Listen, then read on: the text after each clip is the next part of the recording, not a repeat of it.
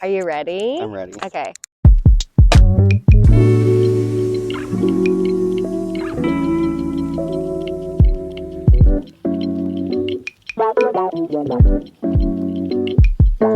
Hey, team. Hello, everybody. Welcome to our first LA Book Club review with my bestie, Bryant Skinny. We're here on Mulholland Drive, and we're going to be talking about The Shards today by Bret, Easton, Ellis. Yes. Okay, so this series is basically me and my LA besties reading books that are set in Los Angeles. And this book is like very much set in Los Angeles, and like passages will be hard to enjoy if you have not lived here at some point, because he, like teenagers do, drives around a bunch, especially when he gets upset, which I did so much as a teenager. Yeah. And in Alabama, and I cannot imagine being a teenager here. And also like this is like private school kids, private school teenagers with like moneyed ass parents, like parents that are film producers and are like mingling with the stars on their like casual little soirees every weekend. Those types of teenagers and all the shit they get into, all the drugs they get into, all of the parties and everything. But he's imagining driving around LA in like a nice ass Jag. Like that's crazy. The way that it's described is so crazy. I love it. And I agree. I think that like if you haven't lived in Los Angeles for like a specific amount of time as well, like there's going to be like a huge chunk of this book that's going to probably like just like make you mad, just because it's very, very like descript, like passages of like I went down this street and then I took a ride on this street, and like I really liked it just because I could picture it so vividly in my head, and there was like so many streets I was like, oh my god. And there's like a lot of talk about like Century City Plaza and stuff like that, and I was like, oh, that's so funny. What'd you think? Just to start with. I loved it. I thought it was, first of all, it's so entertaining. I thought it was very, very entertaining. I thought it was such a great LA book as well. Like I loved that aspect of it too. And I love a mystery. I love a slasher. Slasher she was. She was. I did not expect that. Yeah. There was some slashing going on. There was slashing. There was trawling. There was a lot of trawling. Spooky stuff. Also, the reason why we're here on Mulholland Drive is because this is where the main character lives. His family home is like up here and overlooking the valley. Yeah. Crazy. And so we're gonna like go on location. So here we are on location and have our own little Bret road trip. Yes, yeah. So throughout the book, he's driving, and also by like I mean the author, the main character of this book is the author, but it's fictionalized, which is interesting. And I actually, so Hash started reading this. This is Bryant Skinny, but he is my sister and has been since before he was Bryant Skinny, so he is Hash to me. Yes. Sorry for the confusion. But I love that we have to clear that up with a lot of people. No, literally every time we're around each other, I'll be talking about someone will be like, "Who's Hash?" I don't know, and I'm like, "Oh, that is me. That's Skinny." Yeah. So yeah, okay. So he started reading. It probably looks like we're making. I know it kind of does. And you know what? Fuck it. Maybe we are. No, we're fully on like the Mulholland Drive is like right here, and people are just like driving past. Yeah, so. It's kind of beautiful. It is really gorgeous. Attention span. We're really bad about this. We do this a lot. But you're gonna love it. We're so charming and captivating, and we really are. And yeah, so cheers to that. Bret. Back to Bret. Yeah. Well, back to you started the book before I did. Yes. And then he recommended. He was like, "Oh my God, you've got to read this book." And pretty much all I knew going in was that it was a fictionalized, like Bret Easton Ellis's like senior year of high school. And here he is, his senior year of high school, crazy town. That does not look like a 17-year-old to me, but that's beyond the point. But he was like, how much of it is fictionalized? I had no idea. I was like, because when I started it, I was like, okay, it's I like looked up like a tiny little bit about it, but I didn't really look up the plot or anything like that or a synopsis. So I just knew from like certain words, I was like, okay, so this is like a fictionalized, but some of this is true. And then I was telling Carly about, and also because of how the book starts too, it Oh yeah. starts in a way that you're like, you're really invested, and like I was thinking that a lot of this was going to be true, like it was going to be Yeah. fictionalized, but like there was going to be moments that were true, because just the way that it starts is like it's a very compelling opening, and it really like makes you think about, just like for me, I was like kind of like tearing up a little bit because I was thinking about like just like the passage of time and like being with certain people and a certain place at a certain moment, and then like having the opportunity to look back like years later, but it's like bad memories for these characters, Yeah. unfortunately. Yeah. I loved it. I like, and I think it's just like seeing those very specific places, and there in that beginning section there is like that like passage where he's talking about the CVS on, Yeah. is it like La Cienega? It's La Is Cienega in it? Santa Monica, and I used to live in WeHo. I used to pass by that CVS all the time. Even when I didn't live in WeHo, I was stumbling past that CVS like from Boys Town like all the time, Mm-hmm. and so have we. Oh yeah, the CBS. Yeah, yeah, yeah. And he was talking about how it used to be like a roller skating rink or something like Mm-hmm. that, and they would go and like hang out.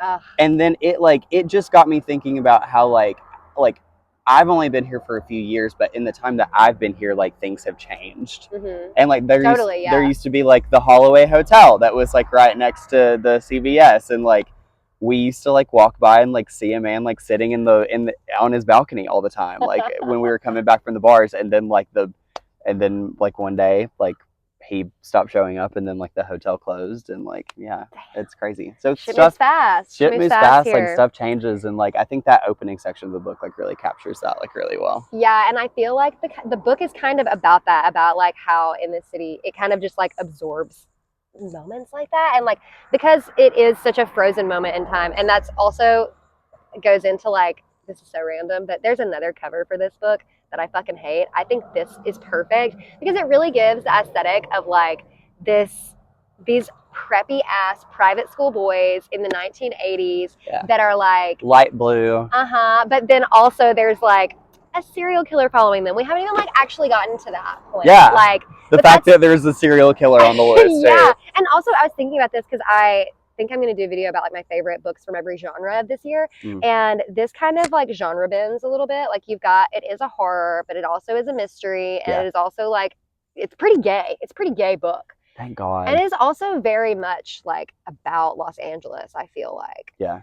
But yeah, I feel like this cover really give a little bit of commotion for the cover, Yeah, girl. The cover's so so hot. great. The cover's so great. It's like, it's quite sexy, honestly. This is supposed to be getting like like adaptation That's right. into like an HBO like show or like a mini series at some point. And I feel like there's the book itself, and I feel like this is also because like Bret Easton Ellis, like he's written very cinematic books. He's written like screenplays. He's done like a lot, but like the way that it reads is like very cinematic. Like you can Totally. see even like the dialogue and everything. Like you just see like everything so clearly in your head, and like it's also written, I just love it. I agree. I feel like his perspective, specifically because he was raised in these like super cinematic environments, and like also having just moved here, going to the movies is like a totally different thing here. Like everybody goes to the movies all the time, and like the cinematic experience like of being in the theater here is very different.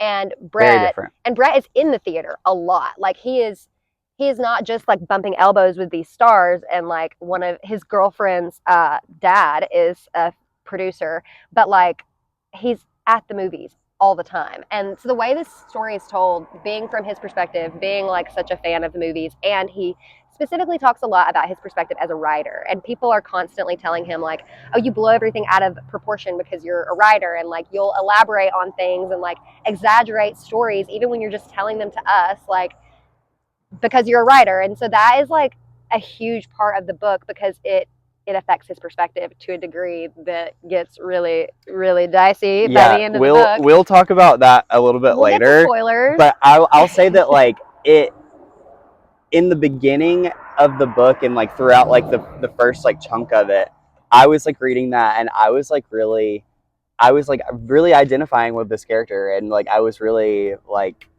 every time someone would say like, oh, he's a writer, like he's in his own world. Mhm. He's like really so That was a hot. cool ass So car. hot. These fucking daddies. In an old jalopy Yeah. with the top off. Oh god. Because it's December 3rd in Los Is that Angeles. Terry Schaefer? Was that Terry Schaefer? I'll meet you at the Beverly Hotel. Like, Right. later. Okay. At Trump's. Yeah. Oh, at Trump's. Oh, weird name. Really weird Oh. name. David Hockney at Trump's. That's crazy. Okay. Anyway, but we'll get into like that perspective like later. But I feel like what really got me about this book too, and I was telling Carly that like I was so invested in the parts of it that were not like genre based. I was so invested in just like this guy and his friends like in LA, Mhm. and him being a writer, him going to the movies, and then it's like these passages would happen and I would be so just like invested in like the teen drama. Right. And then you would get to the next chapter and it would start with something very ominous, and I'd be like, oh god, I forgot what book I was reading. I forgot what book I was reading. Fuck. The brutality is very brutal. It's very, very brutal. But it's interesting that you say that too, because I feel like living here, like even on the way up this mountain, we passed a school and we were like, wouldn't it be fucking crazy to have gone to school here? Yeah. Like, can't even imagine. and I feel like I have moments like that here often where I'm like, damn, like being a high schooler here would have been insane, or like being a kid here would have been insane, especially in the more moneyed areas. Yeah. And so like having a glimpse into that specifically is very interesting. But I think that one of my favorite things about this book was that, so allegedly he's like 50 years old writing this about his teenage self, but girl, we were in that teenager mind. Like it was as if he had written it as it was happening. Like we're in the diary. Yeah. Like because, and like one part of that is that he's talking in the moment about like specific dynamics that are happening. Like, for example, he will like be telling the story of a conversation and then he'll be like, and then she made a face at me that made me feel like I wasn't supposed to hear that, or something like that. Like very, very specific kind of teen drama type of things. And he's talking about like how important it is for him to be popular, and like, oh well, I'm only popular because like I'm Debbie's boyfriend, or like because of my association with Susan Reynolds, icon. We are the Susan Stan Club. Like, well, honestly, yeah, but I'm part of the Debbie Stan Club. Like, I love her, especially because Debbie's his girlfriend, and he cannot stand this bitch. Cannot stand her, and she's so cool. We would totally be friends with Debbie. Yeah, and yeah, no spoilers here. We're gonna do spoilers at the beach. Yeah. Bear with us. But that, and so it's very much puts you in the teenage brain in the sense of he's talking about like popularity and like dynamics and like hierarchy of high school shit. But he is so horny.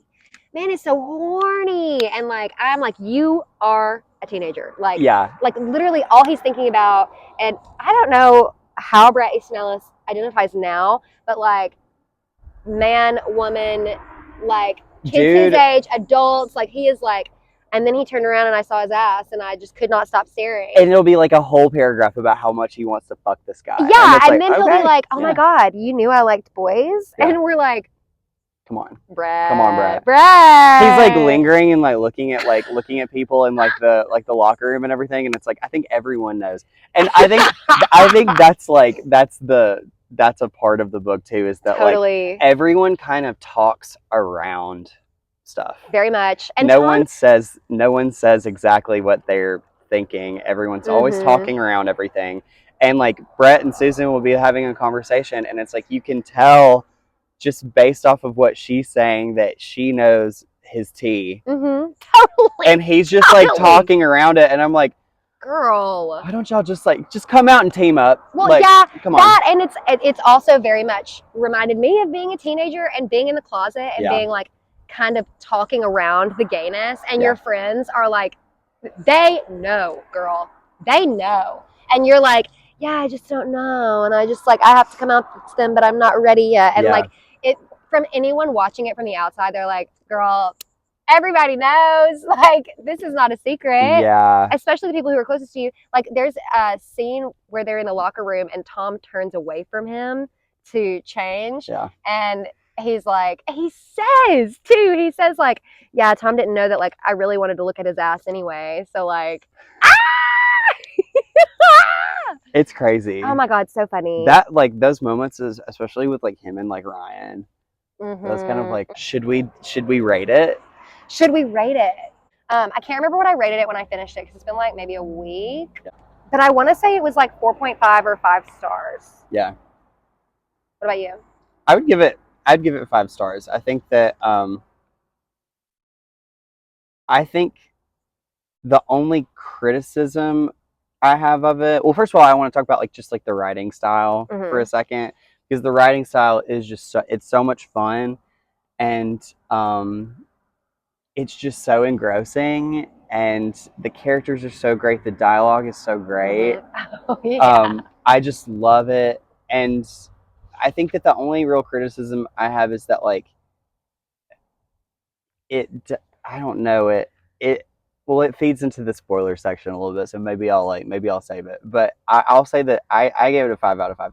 It just feels like an epic. It feels like a slasher epic LA thing, and it reminded me, just like talking about like film wise, it reminded me of Inherent Vice a lot. Well, I guess the book too, like Thomas mentioned, but also the Paul Thomas Anderson movie. It reminded me of that a lot, and it honestly did. It reminded me of Once Upon a Time in Hollywood a lot, just because that is just so like steeped in pop culture and LA history and everything like that too. And that's just, it feels like it's just in the vein of that. Maxine truck. Hollywood is a killer. What?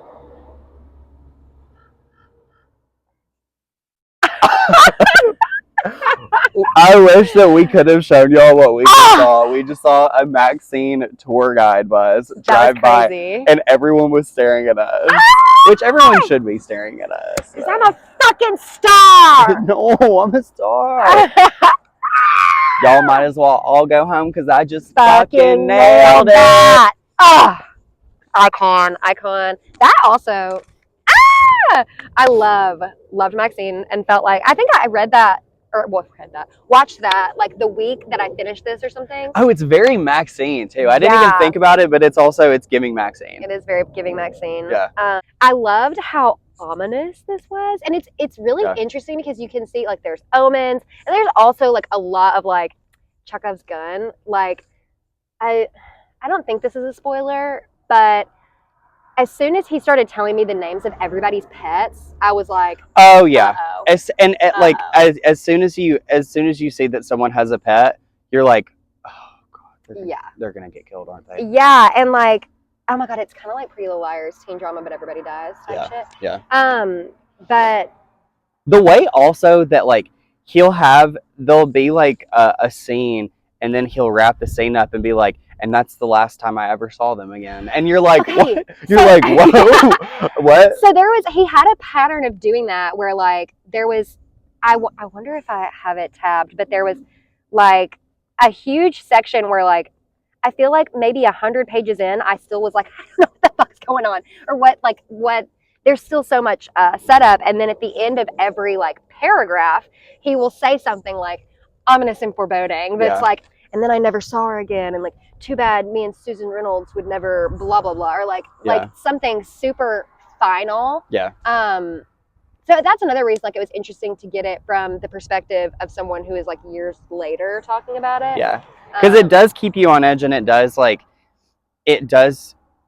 you get so invested in these people, and you get so invested in the drama of it, that when he says something like that, you do, like, as a reader, you get like a pit in your stomach. You really do, because like you don't want anything to happen to these people. You really don't. Even when he doesn't like them, like Debbie. Like that. And okay, so the other thing is the pet names. Like, he's saying pet names, but he is giving a lot of detail. Period. Like okay, for example, even about explaining what he's doing. Like, he says, I didn't say anything because it didn't seem warranted, and I was ready to leave the Shaker's house because I needed to drive around the city and listen to sad music and smoke cigarettes while thinking about Ryan, which is so specific and like also like hits a nerve. Like, God, I've been there and been it's so funny that you highlighted that, because when I read that, I was with, y'all don't know Patrick, but I was with Patrick, and I was like, Patrick, this is literally you. Like, read this right now. Like, you need to drive around LA and smoke cigarettes and listen to sad music and think about so and so. Yeah, he's like, I can't come into work today because I need to drive around and listen to sad music and smoke cigarettes.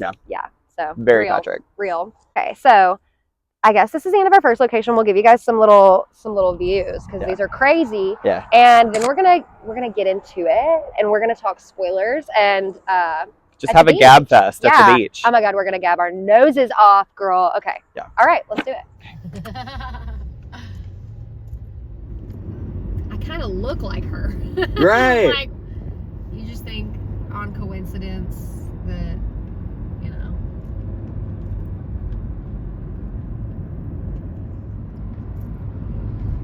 Yeah, I don't know.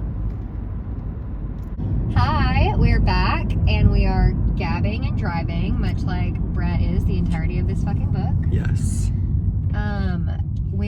We just passed the New Art. We got some like footage for you of us, the New Art, Century City, Plaza. We're just cruising down Santa Monica. Yeah, much like he did, and we like got some photos or some video of like the places that he would frequent in the book. And we realized that we gabbed a lot, but we didn't really talk about like the plot of the book. I know, yeah. Like the basics of the book. Yeah, so essentially, it follows Bret, who is closeted in high school, and he's dating Debbie Schaefer, whose dad is a producer, and they are best friends with Susan and Tom, who are like the it couple of their like private school. And it's following their entire senior year, and they've all got like super high hopes for it. They're gonna party and just have like a bunch of fun, and things kind of get off kilter. There's a new kid that comes in named Robert Mallory, who is like super hot. And and there's also a serial killer that is traipsing through LA. The serial killer is like breaking into homes and like taking pets, and there's like very mysterious patterns surrounding the serial killer, and it's starting to kind of close in on this group of friends eventually. And Bret seems to be like the only person who's really concerned about this or aware of it, yeah. So everyone else is in their own like realm. Yeah, so there is like coverage, like news coverage of these women going missing, because like I think 3 or 4 girls go missing. Yeah. Would you consider Matt to be a spoiler? Yeah, I think probably. A little bit. But anyway, these 3 or 4 women go missing throughout the course of the story. Oh wait, this blocks my son. Yes. These 3 or 4 women go missing throughout the course of the story, and there is news coverage of it. So like they're like, it's reported on TV and like in the newspapers and stuff. And Bret seems to be the only person that is really aware that this is happening. His parents are not present for the entirety of the book. They're like on a cruise, and none of his friends at school know that these girls are missing at all. And he is like getting increasingly paranoid about the trawler, which is what the killer was dubbed by the newspapers. He's getting increasingly paranoid about it, and like literally no one else in his life even knows what he's talking about. When he'll like mention it, and they're like, I have no clue what you're talking about at all. Yeah. So that's like the basic plot of it. That's the basic plot, and then like that kind of goes as crazy as you would expect it to go. Yeah, and it is. I think the book is like equal parts like that teen drama that we were talking about earlier, and then like also like slasher mystery. Yeah, I think it's mystery. I feel like it didn't feel super like a slasher until the very end. Yeah, and by the end, it's full on like it's full on like it's Scream. It's like you're like, what's going on here? Like, what's happening? I literally felt like I was watching Scream at the end of the book, because so much is happening, and there's all this cast of players that like everyone is drawn in, and everyone is involved, and like, everyone's like at risk. The physicality of it feels a lot like Scream as well, Except you don't when you're reading the book. No, I'm not gonna. That'd be a spoiler. Never mind. Just kidding. Never mind. But also, it's like what, like 600 pages. Yeah, And it's a fat book. But It really is. I loved the amount of time that it took me to read it because I felt like I got to really be in that world. Yeah. Yeah, highly recommend. It is very graphic, though. I will say. Yes. Like if you are queasy, it is not for the faint of heart. Holy shit! We're literally girlies. These divas. These divas. All these houses are very delicious. Bret would be square. Bret did. I probably can't say that on YouTube. We're so back. We're so we back. made it, girl. We made it. Can you believe it? We made it to the beach. It's windy, Yes. as it always is here, but it's gorgeous. It's beautiful. Yeah. We're at the Jonathan Club. Just Yeah. kidding. They don't know. They don't They know. don't know. Yeah.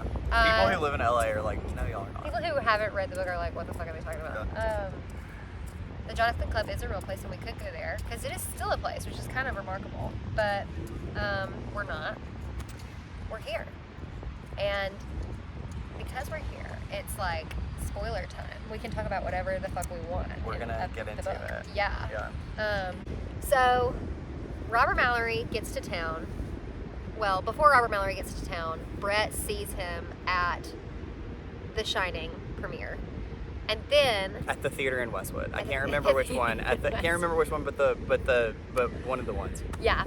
And then Robert Mallory moves there that summer, and everybody starts like a kind of year talking later. about it. Yeah. And so they're like, oh, we're getting a new kid our senior year. That's kind of weird, right? Yeah. And Bret keeps saying that. Nobody thinks it's weird. And he's like, why does nobody think it's weird? And then he gets there, and he's like, you're that guy I saw. And Robert's like, no, I'm not. And he was like, yes, you are. I know you were. And he's not saying this, but it's because he was super attracted to him. That's why he remembered him. But he's like, that wasn't me. I don't know who you're talking about. I just moved here. And yet he's weirded out. He's weirded out that Bret keeps saying that he saw him there, and you think the reason is that he's just like, he doesn't want to be. I thought it was a gay thing. I thought it was him like denying that he was gay. Well, I kept thinking that he was just being weird, and he was like, no, like, you haven't seen me before.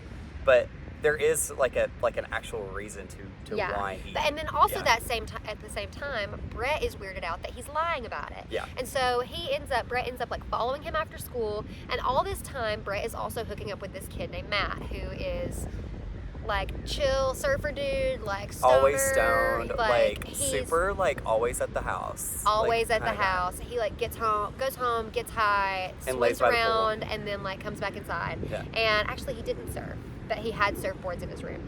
And he was just like this super detached guy, and he's not out of the closet. And so him and Bret are kind of like, they've got their thing going on. And then all at the same time that all of this is happening, there is a serial killer that is like in Los Angeles, and there are like, I think at this point, like 2 women that have gone missing, and later their bodies show back up mutilated and disfigured in ways that are too graphic for me to go into here. But and involving like animal parts. Animal cruelty is definitely an element in this, and also leading up to their disappearances, pets in their neighborhoods would go missing. Yeah. And there's steps, like, and their pets would there's go missing. steps, like they would get a poster in the mail. Yeah, like, it's very like specific MO. someone breaks into their house and rearranges their stuff, which is very disturbing. And then they get, something in the mail, like a poster or something like that. And then like they have like phone calls happening. Yes, where no one says anything. And all of these people react differently to getting these calls. Yeah. And one girl, her reaction was to be like, yeah, like, just start talking to them. Like, she's like, yeah, so I did this today. And then by the end of it, she's like, oh yeah, here's my crush, and I want him to do this to me. She's and like, someone's like a creepy caller and like calling her on the phone, and this girl's like, oh my god, like, let me tell you about my day. Let me tell you about my fantasies. So good. She starts telling them about like sexual aspects. And anyway, so these women end up abducted, and you don't find out about, like, or the players in the story don't find out about the mutilations until the end of the story. Yeah. But that is happening along the way, and then very soon thereafter, Bret starts following Robert around. Robert sees him following him, and he's like, what are you doing? What's wrong with you? And he's like, I would never do that. I don't know what you're talking about. And so then he continues to follow him around. Bret continues to follow Robert around because he thinks that he is involved with the trawler in some capacity. And I don't think he said as much at this point, but he does think that. And then Matt, the guy that Bret is hooking up with, gets killed.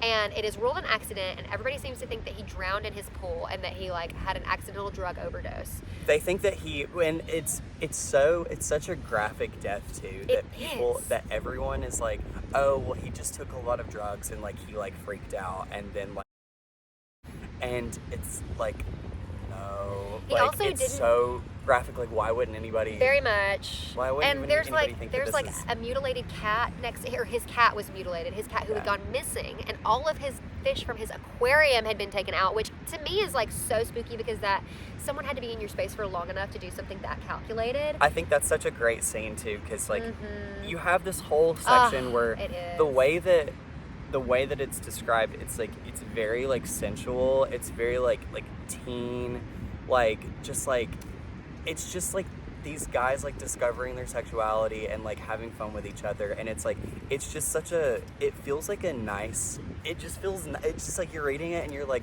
this is so beautiful, this is so nice, and then like the next chapter is like, oh yeah, and then I went over to Matt's house and I realized that he didn't have any fish in his fish tank. And they joke about it. And they joke about it, and it's like as you're reading it, you already know all these steps that have been happening, and so you're like, oh God. Yeah. And that's what I was talking about earlier, to where it's like you're reading this like teen drama and like this teen, it's like, it's not romance, but it's like you're reading like this teen perspective, coming of age story. Much, yeah. And you're like, it's just like, yeah, we're really getting into it.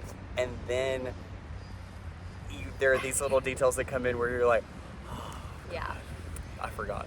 Yeah. I forgot people were going to get killed in this. I do think that like he very expertly gave as the amount of details that he did, because like a lot of the times, like when he talks about the fish, if you were to just hear that, you might be like, why are we bringing this up if it didn't have as much attention paid to all other details? Yeah. And so like sometimes the things that seem like they are going to be like your, not necessarily a red herring, but like, I don't know, he did a good job of like tying in like all these details, like being super descriptive, so that when he throws in something like that, you're not like, why are we talking about this? Yeah, this does make sense for him to talk about. And it gives it just like it's like this foreboding of like, very much, you know what's going to happen to this person, but it's not going to happen yet, and it just kind of keeps going, and you're like, God, when is that happening? Also at this point, only women have been abducted by the trawler. Yeah. And so you're kind of like, Matt like doesn't really fit this MO, like what's going on. Also at this point, the night before school started, Bret was just driving around, because he just drives around all the time, and he always tells you that like what street he took where, which is kind of what we were talking about when we said that like it would be annoying if you haven't lived in LA at some point, because you're like, okay, you took Sepulveda to blah blah blah, and then you got off on blah blah blah. Like that's a really annoying kind of to read passages if you don't know it. The music stops kind of early though, because there's like, you were saying, like a 100-track playlist that would go with this book, but he kind of stops doing it in the first 100 pages. No, I don't. I know. I like it. To me, I was reading it and it just like kept going. And it, oh, really? It's less frequent. It is. The more the book goes on, but like in the beginning, I was like, it's so much descriptive passages of like where he is, how he's driving, what he's listening to, what he's thinking about, and it's like I like enjoyed it. But then at a certain point, I was thinking like, wow, if you didn't live in LA, and also also like I was familiar with some of the songs that he was referencing, but I wasn't familiar with a lot of them. Same. So it's like it's weird to be reading like music lyrics that are included in a book that you don't know like the rhythm to them or like how it's said or anything like that.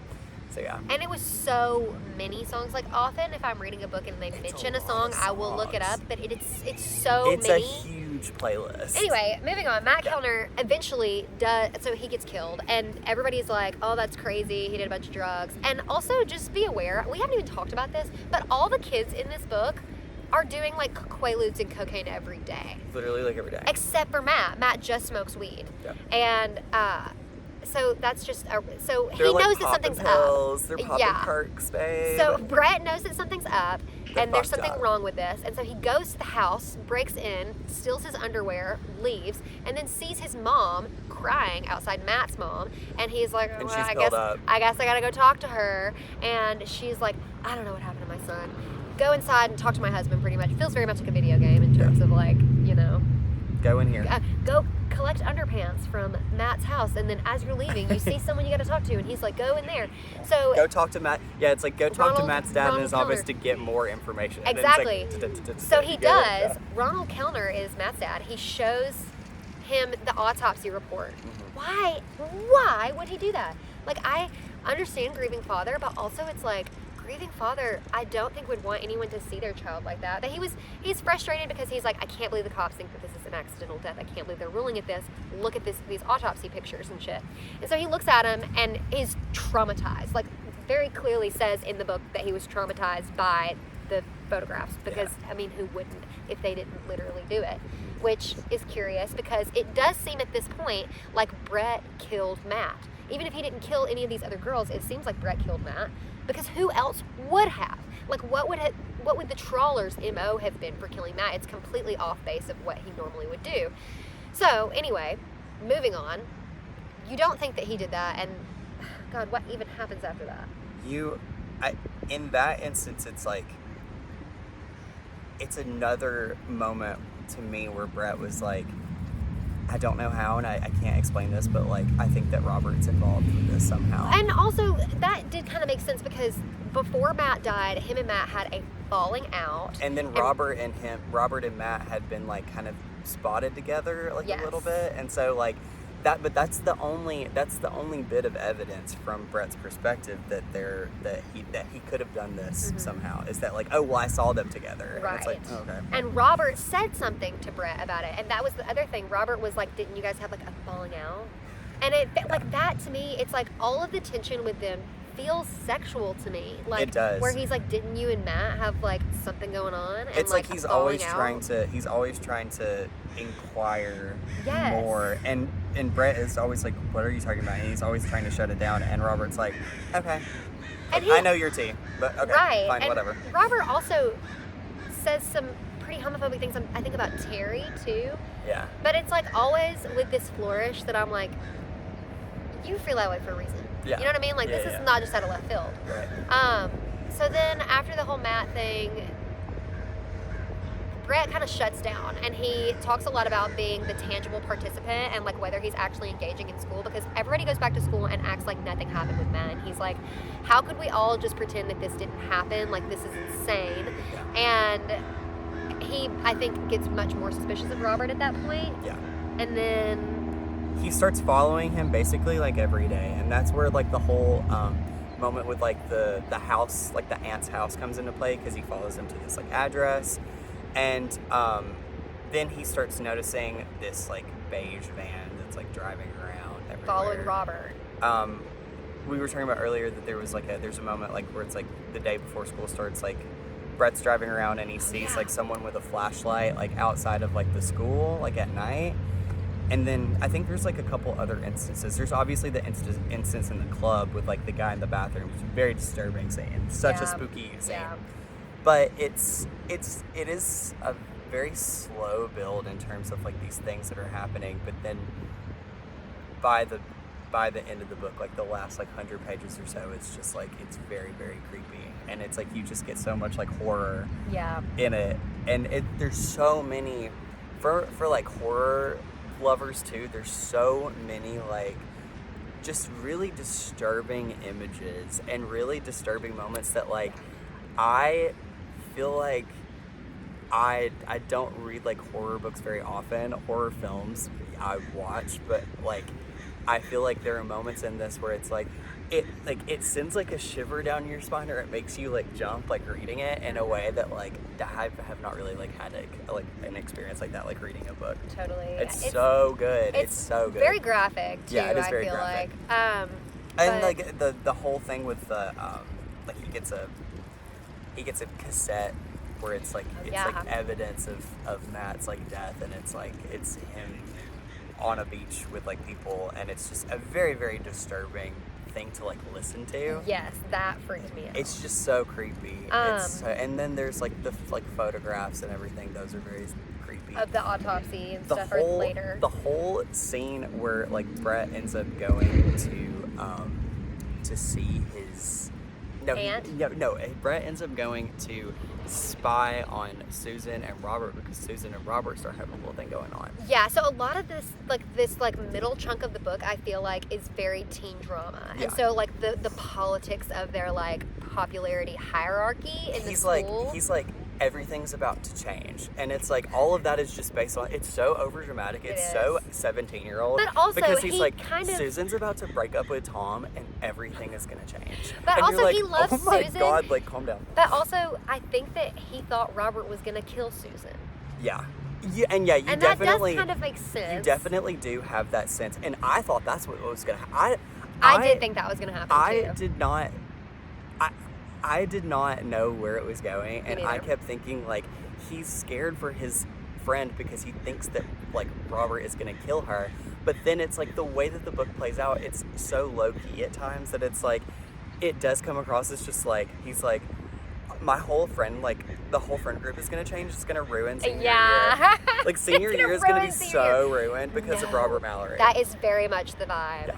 And like kind of as you get to the end, you can kind of buy that a little bit more too. But so, okay, the middle, all that, I mean, we've spent like almost 20 minutes trying to fucking summarize this. So much happens. It's a 600-page book. Yeah, We're like it is really good, and we're cutting stuff too. We're like not saying everything that happens, but so the trawler, all that shit. The trawler is still trawling, and then Bret starts being like loud as hell about once Susan and Robert start hooking up. Tom's out of town. Susan and Robert start hooking up, and he freaks out. He is like, Robert's the trawler. Nobody's listening to me. He literally kills people, and all of his friends are like, "Good Lord, you're so dramatic. Like, chill out with the writer brain." He starts saying all this stuff, and they're all like, "You're seriously having like a nervous breakdown." And like, watching, you need to like reading it, you're like, "Shut the fuck up! Yeah. Why would you say that? Like, Yeah. why would you say that? I don't care if you feel it. Like, even if I think that that's like." As I was reading it, I was thinking, maybe he is, but still I'm like, stop! Stop telling people! And it's like, yeah, I kept thinking that too. I kept thinking like, he might be. But the way that you're going about this is so fucking crazy. Seriously. It's like he's just like blurting out. He's like, Robert's killing people. Yeah. And everyone around him is like, he tells the principal What? or like He the tells dean the of their school, yeah, and the he tells, dean like, is like, I think you need help, babe. I like, think you need to cut off the fucking perks, babe. Like, Literally. You need to stop taking the lewds and you need to like get it together. It's crazy. It's really, really crazy. So, okay, then this whole situation happens where he breaks into the Canyon Avenue, whatever house that is his aunt's house. Bret starts being very vocal about thinking that Robert's the killer, and his aunt is like, finds out about this and is like, Robert's aunt finds out about this and is like, I think we need to have a conversation about Robert. She tells him what actually happened with Robert, meaning the circumstances of Robert's mother's death and the reason that he was institutionalized, and he finds out why Robert was lying about not being at the theater. Robert was there with the first girl that went missing that was a victim of the trawler. And so Robert is talking to his aunt and he's like, he killed her. Like, yeah. And his aunt's like, oh my God, I don't have time for this. Like, getting drunk as hell the whole time that their meeting is going on. She's like chugging alcohol, and Yeah. Bret's sitting there, and he's like, yeah, he's like obviously the killer. She's like, no, he's not. And it's this plays back again into like the way that Bret Easton Ellis like kind of perfectly like sets up the situation, because it's described that like Robert comes into town in these like specific intervals where every single time this one girl goes missing. Yeah. And so it's like, this is very specific. Like this is Yeah. evidence that points to him being the killer. And then just the way that it ends up playing out, and that like he was with this girl who was like the first victim, and he explains to Bret, and I think the aunt explains to Bret too, that like he was at the theater with this girl, and like she saw someone watching her, and like she'd been really like paranoid that someone was watching her, and so they ended up like leaving. And yeah, it like, and then Robert ends up saying that like later on, like he tells him that, and he just like doesn't really believe it.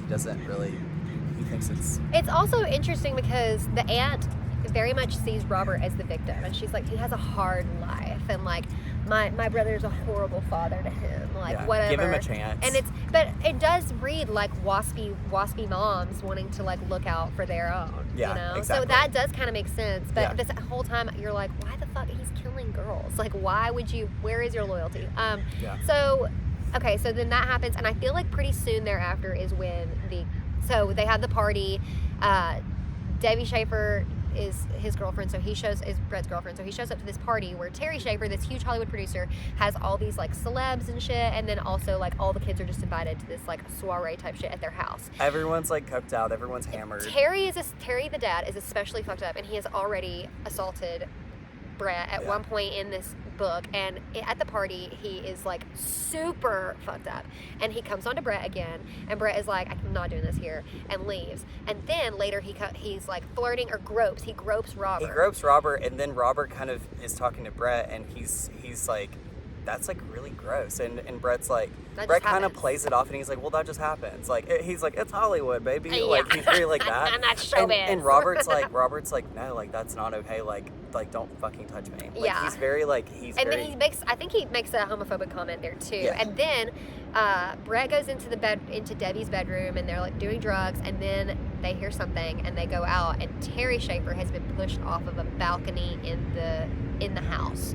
And he's been like breaks his legs and some shit, like he's got like a compound fracture, it's like bone sticking out, it's pretty gruesome, and everybody at the party is like, oh my god, which mirrors the way that Robert's mom died. Yes. So it's like, and you see there's a moment where like, and this could just be Bret like not being a reliable narrator again, but Robert comes into like the room while they're all in there at one point, and then he leaves and he looks at Bret and he smiles, and then he leaves, and then like a minute or two later, that's when they hear Debbie's dad like screaming and everything like that. So and then we're glazing over. We're missing a lot of stuff. Like literally a horse has gotten killed that disfigured that we haven't even talked about. But then Robert and major plot points. Robert and Bret have their like sexual encounter that Robert kind of coaxes him into, and then once he like realizes how Bret is like in it, he shuts him down, calls him an F slur, and leaves. And he's like, I knew it. And then calls him a name, leaves, and then that's when shit really hits the fan. Susan gets attacked in her home. She's like getting ready to go to Robert's house, and a masked figure breaks in and attacks her and like cuts her breast open and like attacks her in a few other ways, and she bites the attacker on the arm. Then she calls Tom. Tom shows up, or no, Robert. No, yeah, Tom shows up. Tom shows up. Tom shows up, also gets attacked. He gets his leg like cut open by this guy. Then the attacker leaves, and then I think someone ends up trying to like go call for help like outside, and then that's when Robert shows up. Susan runs outside with her breast like. So it is very like Scream, to where it's like you know that one, it's like Scream 5 where it's like they all keep like, it's like Clue, right? It's like they all keep coming back in the living room, and they're like, where the fuck were you? Like no, it's seriously. very that. Seriously. But it's you don't really know who it is, and then there's that same night is when, like right after that is when Robert goes to the Century City Tower, and Bret follows him there, and then there's a confrontation between the two of them where like, from the perspective of reading it, Bret just fucking breaks into this guy's house and attacks him. Even told from Bret's perspective, he feels like the aggressor. Like he breaks in, makes it so that he can't leave, and then attacks him. And by the end of the attack, they have gone up and down different balconies, and then Robert ends up dead. Yeah. And shoved off like a balcony. Yes, and the only person left to like actually tell the story is Bret, who paints himself also as a victim and a hero, and Robert as committing suicide. In his writer brain, he's like, I stopped the trawler, tells everyone this and brags about it. I'm like, does that not feel like super? It's so brilliant. It's so brilliant. It is very brilliantly done. It's because it's like you are kind of questioning this guy the whole time, but I mean, it also, like we were saying, like I didn't really think of this as like like an unreliable narrator, like kind of story. Me neither. Until a couple hundred pages in the book, and then I was like, oh, I don't know about this guy. And then by the end of it, you realize like how fucked up he is because of not only what he's done to this Robert guy, but also like how he paints himself in the aftermath. Yeah. And then we Very get the scene. much. We get this scene between him and Susan, who that was like his best friend, and they've both been, you know, through a lot, and they're sitting there at Susan's house, and They're drugged up. They're drugged recovering. up. They're recovering from their, you know, all their wounds and stuff. And he does something. He like reaches out, and she thinks that she sees. This is the way that Bret says it too. She thinks that she sees a bite on Bret's arm, and she freaks out. Thinking and he's the attacker. Thinks that he's the killer, and that's the moment where it's like you really just question everything. You question every single thing that you've read in the book up until that point. We also find out that the trawler had left a body in the basement. One of the victims in the body. In the house that Robert was going to, that his aunt and her ex-husband were living in, that Robert was going to and just like hanging out in. They were trying to sell it, and so it's pretty much empty except it's like just an Robert's empty hanging house. there. And the cult had been like coming in there, and they were, I guess that's where they were stashing like stuff like Pets? involving That's the where pets. they were, yeah. And then one of the girls that went missing like later on in the book, like that's where her body is, and it's like Horribly heavily disfigured. mutilated, and there's stuff involving animal parts that's like we can't say because of YouTube. Like no, we're not gonna get into that. But there's another sort of element to this whole cult thing where it's like Susan gets all these black and white photographs, and she's like, did you take these to Bret? And he's like, no. And it's just like all these photographs taken from afar, very chilling, very like they were taken from that beige van. yeah, taken from the cult people who are in this beige van that's following them around. And he recognizes that. Like he realizes like, oh, this would have been taken from the perspective that the van was sitting in when I came out of this theater. And and there's a moment too where he's like at the Robert's aunt's house, and he thinks he hears someone sort of like in the distance, and then you get there's one of the photographs that he gets where it's him in the distance, like at the house and everything. Whoa. There's so much disturbing stuff in that book, but like the thing I was telling Carly that the thing that really sent a shiver down my spine was so Bret gets a stack of photographs too, and he's going through, and it's all these pictures of him taken from afar, and then he gets to the bottom of the stack, and it's a picture of his dog that went missing.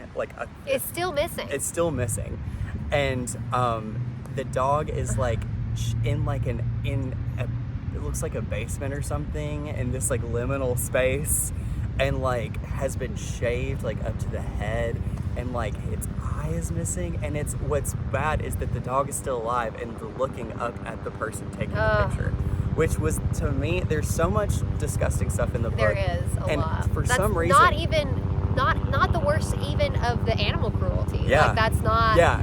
But for it's like it's not the worst thing that's done to a human or an animal.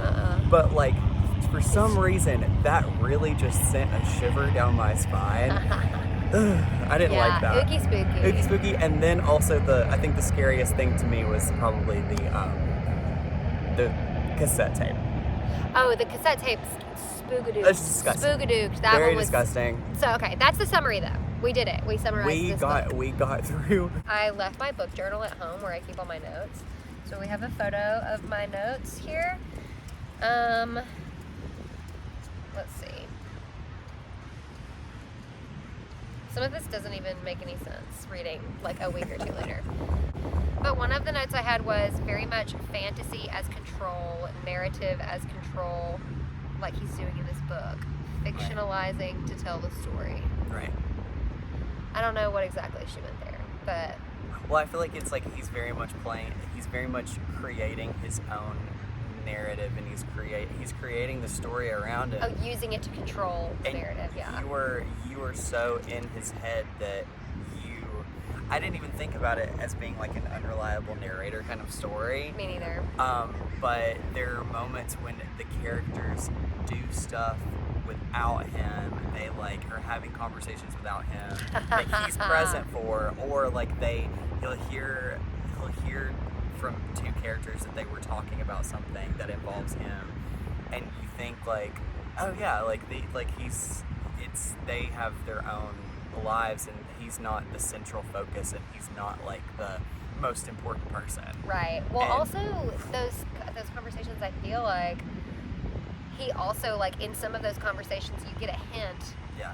that he is not, that he is unreliable, Yeah. essentially, Yeah. based off of like what other characters are saying. But because it's told from his perspective, he's like, what the fuck, you guys know, you know? Yeah. He's like, yeah, I'm just like a writer, but like, what the fuck? Like, Everything is that. Yeah. Everything is like, yeah, I exaggerate a little bit, but this did happen, and Robert is a killer, which is like super dramatic, and none of his.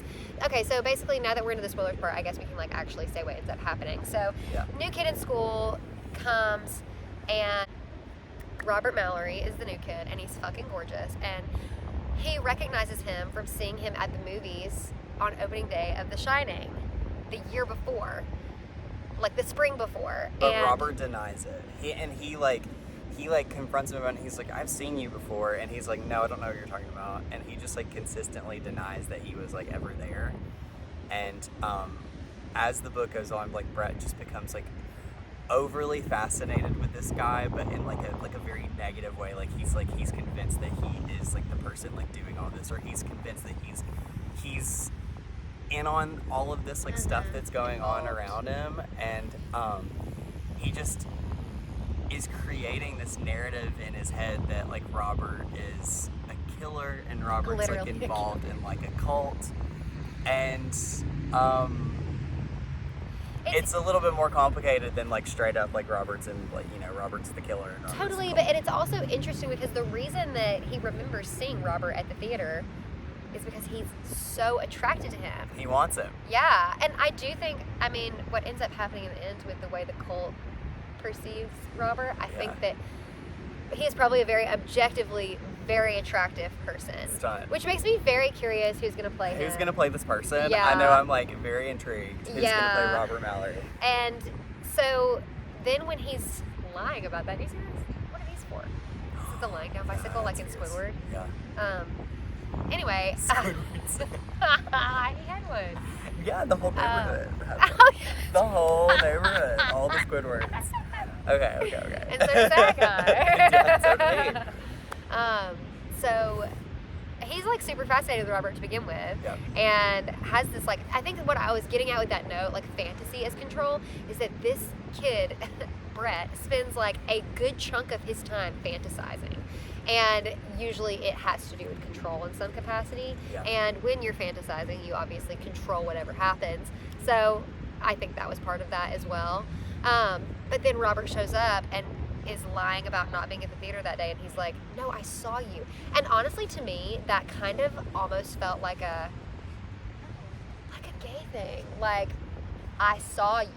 Yeah. Like, you were there. saw me. And you saw me. Yeah. And then and he's like, no, I didn't. And he's like, no, I swear to God, it was you. And like, to the extent that when I was reading it, that's what I thought was happening. Like, I thought what was happening was that by saying I saw you at this movie, not for any particular reason. It's not that The Shining is an inherently gay film Yeah. or anything like that. But to me, it felt like being like, I saw you there. To me, was like, I you're saw gay you. too, right? Like, Yeah. you're picking up what I'm putting down. And to the extent that I thought Robert Mallory was gay for a good chunk of the book, because I thought that's what was happening there, Yeah. which he isn't. But I do think that that is kind of part of what was happening for him. Also, it seems like honestly, it's the 80s and we're in like private school. So like, obviously half the class is gay. They're like all gay, I feel like. Oh. Don't you? I feel like a lot of them are gay. I thought I kept thinking that it was just like a very like it's obviously, I'm like, what am I trying to say? It's like, it is like the early 80s, and it's like, it's very, everything's like uber masculine and everything. And I think that like there are so many people that are like very low key. Yes. But it's like, it's just, that environment is so highly heterosexual that even like the smallest like smidgen of like homosexuality is like, it's in California too, so it's not like it's it's not that it's like necessarily like a life-threatening thing, Right. but it's like they're just like, oh, like that's I kind know. of gay. Well, it's interesting because I felt like the stakes on him coming out were very different than like what they would have, like what they were to me, you Yeah. know? And so like 100%. because even like he is aware of like out gay people, like his girlfriend's dad is Terry Schaefer is a producer, and he is married to Debbie's mom, but it is like an open secret kind of that Terry's gay and like hits on like actually fucking everybody by the end of the book. But yeah, and like Do you think he pushed him down the stairs? yeah. He did. Yeah. Wait, Yeah. who? Robert. Yeah. Okay, so here's the thing. By the end of the book, we'll get there. We'll get there. Yeah. I know, I'm like, fuck. I know, we're like, but anyway, yeah, I thought Robert was gay. I think he's at least a little gay. Because I do think that, like, he's at one point, doesn't he? Or he almost does or something, right? And then he pulls away. Yeah, he does, and I think that like that kind of thing too is like that's very like control oriented. Totally. Like, he gives him. I think that he knows that he knows that Bret wants him. Okay, there we go. That's He what I was knows going to that Bret wants him the whole book. Yes. And it's like I don't like Bret is like denying it, but he's like it's like he's obsessed with him, but he's trying to say that he's obsessed with him in other ways, even though like he wants to fuck him. Yeah. And so Robert does give him this moment at the end and then just like completely rips it away from him. So, okay, wait a second. Can we break that down? Because I feel like we do need to say exactly what happens. Yeah. Essentially, he's like, okay, so here's the thing. It's hard looking back on it to know how much he was giving him. Because it seemed like, to know how much Robert was giving Bret. Because it seemed like Robert initiates this sexual experience. They have this moment of tension where I feel like he's calling him out, right? He's like, where Bret is telling Robert, like, you're the guy. Yeah. And this is not super close to the end, but it's right before what I would call the third act, pretty much. Yeah. And like the finale when shit hits when the when fan. shit gets bloody. Yeah. It's like right before then. And because I told you they drop the F slur and then it's crazy from then on out. Yeah. So basically what happens is there is almost this sexual moment where like then Robert shuts him off. He's like way in it. Yeah. Bret is way in it. Bret's He's like giving himself over like finally. ready to go. Yeah. And Robert steps back and goes, I knew it. Yeah. And calls him an F slur and then gets out of Dodge. Yes.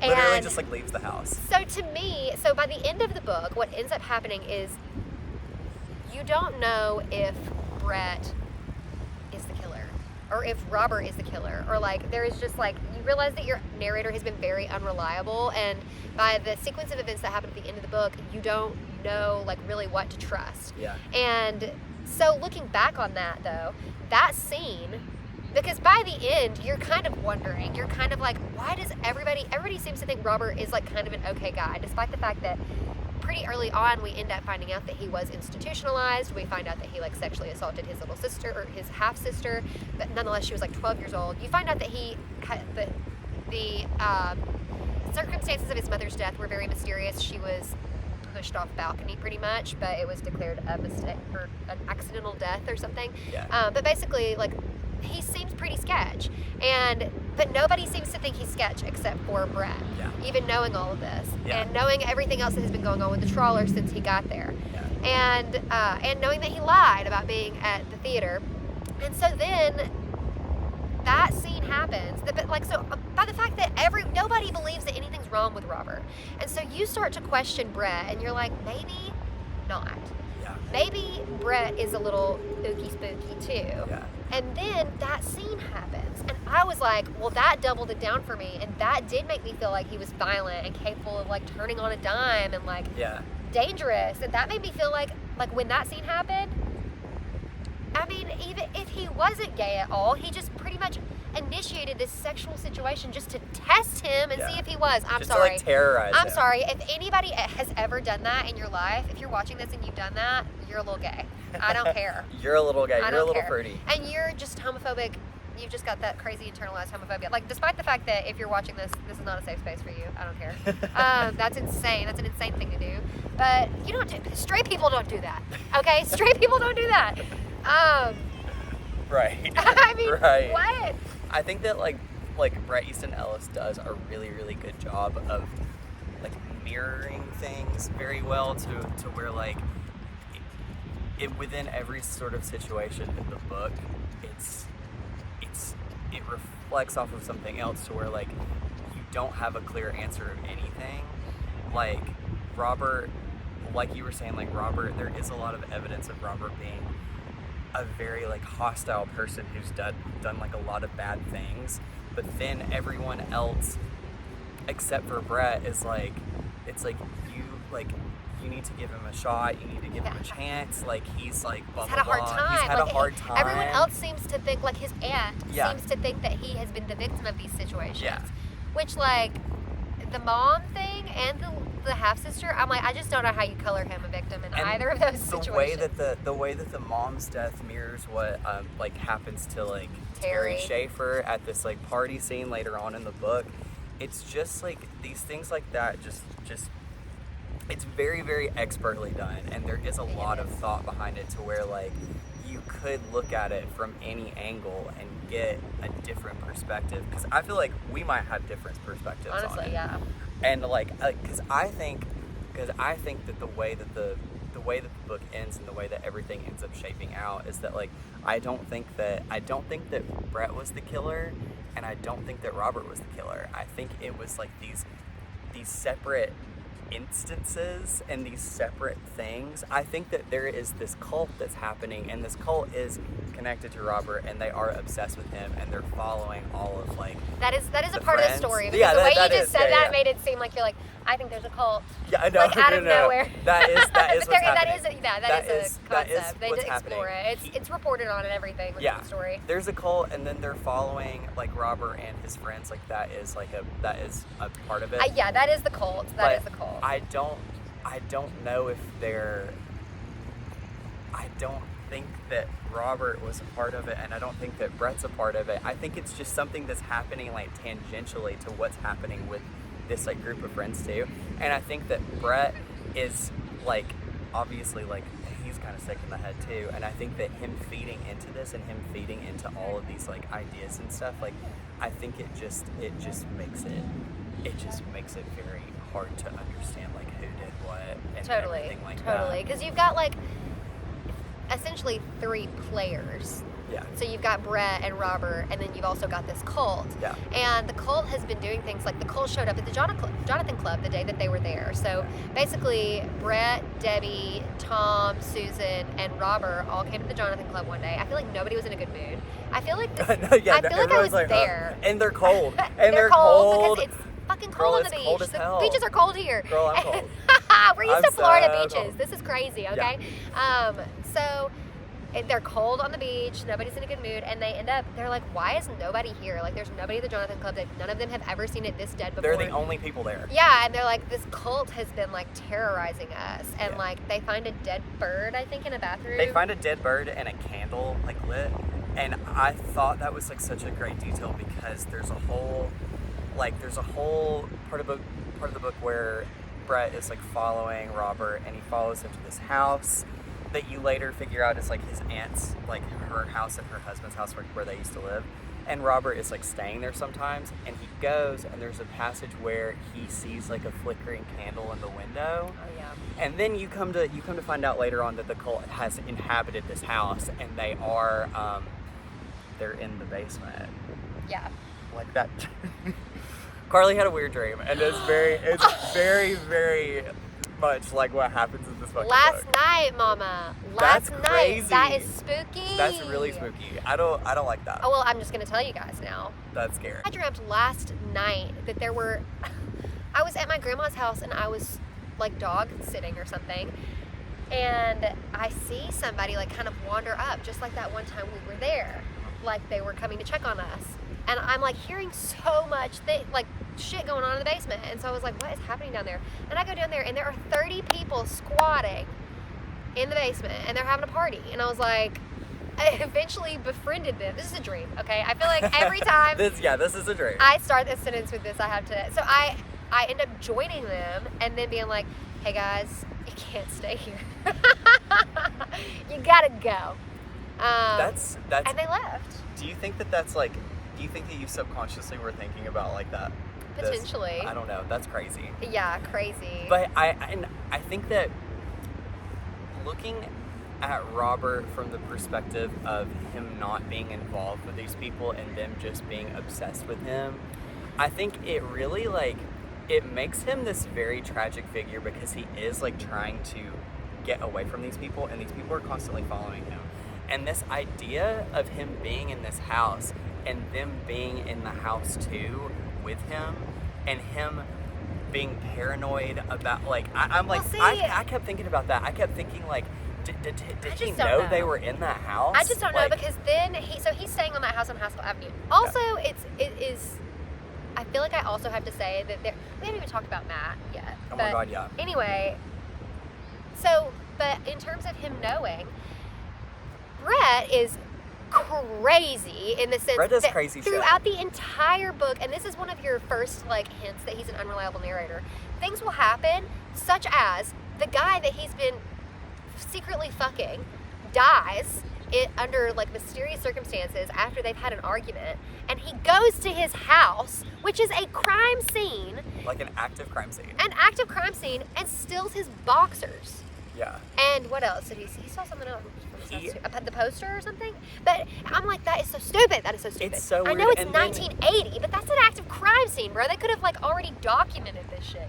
It's also he just like he does stuff too where it's like he follows Robert to the point where like he starts following him like literally every day. But Robert also already has someone else following him. But I said that because I feel like I don't think Robert was aware that those people were in the house with him because Bret came one day and snooped through his house, which is insane. Like, we are talking, this is the second time that this kid, who is our narrator, who is a 17-year-old private school student, has broken and entered into a home, okay? And so he... In, like, the middle, isn't it, like, the middle broad of the daylight, day, both too? times. And he just, like, walks into the house. Yeah, so he walks into this house, crazy. and he ends up stealing, like, his phone or something, right? I can't remember if he steals anything. He does take something because he asks him about it. So Robert asks Bret, did you take my whatever? I can't remember what it was. And he was like, because he asked him, have you been to the house on Haskell Avenue? Or not Haskell, but the Canyon, whatever that one was. Yeah. The house, his aunt's house. He was like, did you go to that house and did you take my whatever? And Bret denies it, but he did. He was the one that took it. But I feel like if Robert was aware that other people were in the home, he wouldn't have asked Bret that. He would have assumed that they had done it, right? There's such a great moment too where where Bret goes down to the basement and he is like, he looks through like a closet and he realizes something's looking at him and he kind of steps back and it's an iguana. Isn't it an iguana? It's like a lizard. Oh, it's yeah, like because it's the pets. Because there's all of these, it's like the remnants of like these like fish tanks and all the...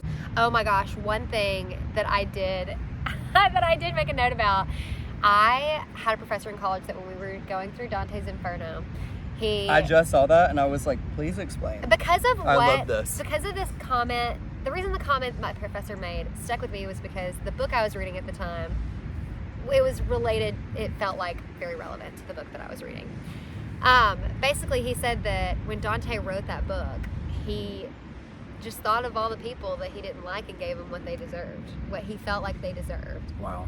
And so I wondered in the book if this is a fictionalized retelling, which I will say that as soon as Hash told me it was a fictionalized retelling and he didn't know how much of it was real, I immediately Googled before I even started the book to see how much was real. And the serial killer was not real. And so kind of we can all take a deep breath, but also it's like, to me, because I didn't know how much of it was real or anything like that, and so I was just like, I also didn't know how far the book was gonna go in terms of being like a horror book. I thought it was gonna be like a lot like an early mystery. Yeah, and like a Bret Easton Ellis book where it's like they're all like, you know, they're all fucked up and they're all young and like doing crazy shit. I was expecting it to be that. Yeah. Maybe with this like added element, this fictionalized element of like this serial killer and everything like that. Mm-hmm. So I just wasn't sure. And I was like, I as you're reading it, you're like, are these people real? Like, are these friends that he had, like, was that like a real? Not, Right. I mean, obviously he probably changed their names and everything like that, but like, were they real people? Yes, and so What happened to them? Like, right. God. So that note about Dante's Inferno was essentially me being like, is this just a bunch of kids he went to high school with and he like didn't like this Robert Mallory guy just like pissed him off one day and then like he just like wrote this whole book acting like he's a serial killer. Yeah. You know, like I wanna read. Or I want to watch interviews with Bret Easton Ellis talking about this book because I Totally. want to see his perspective on it. I want to hear his perspective on it because it's so good. I you know love what else we didn't talk about? What? The space. Call the space, babe. So they go one night. Debbie's like, And we know like exactly where this is too. Like I was like literally, as I was reading it, he was like describing it, and I was like, I mean, Melrose like still looks like this. Like Yeah. Melrose and Fairfax like still kind of looks like this. to this so day. Debbie is like just young hottie with a producer dad, and so she's like going to like rock concerts all the time. She's like a groupie as well. So like she's got the hookup on all like the cool places to go, and she's like, we should check out this space this weekend.